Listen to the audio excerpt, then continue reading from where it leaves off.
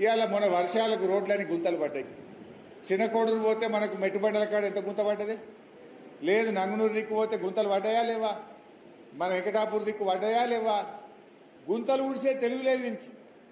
కనీసం రోడ్లు గుంతలు పడితే ఆయన కొమ్మట్టెడ్డి ఉంటాడు, ఇక నరకమంటే ఈ ఎంత దూరం అని నరుకుతాడు. ఏదైనా గుంత కనబడితే నాకు ఫోన్ చేయండి అన్నాడు. అసలు గుంత పడని రోడ్డు ఉన్నదా ఈ రాష్ట్రంలో? నువ్వు వచ్చినాక ఏమన్నా ఒక్క గింత డాంబర్ పొక్కలన్నా ఊడిసినావా? నువ్వు డాంబర్ పోసి ఆగిపోయినాయి ఎక్కడ రోడ్లు అక్కడనే. ఆయన వాటర్లో నీళ్ళు కలిపిండో ఇలా నీళ్ళు కలిపిండో ఏమో కలిపిండిగా.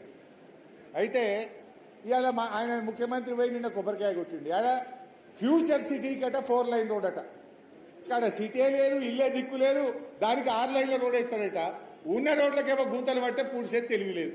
అంటే ఎవరి కోసం చేస్తున్నావు నువ్వు? ఆడ నీ భూముల ధరలు పెంచడం కోసం వేస్తున్నావు, నీ కాంట్రాక్ట్ల కోసం చేస్తున్నావు. నువ్వు ఎక్కడ వేయాలి? వర్షాలు పడి బ్రిడ్జిలు కొట్టుకుపోయినాయి, రోడ్లు ఖరాబ్ అయిపోయినాయి.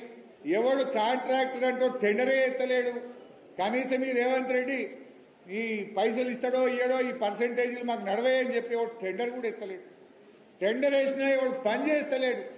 ఇదేమో ఇడిచిపెట్టిండు ఫ్యూచర్ సిటీకి రోడ్ ఎత్తా అంటాడు.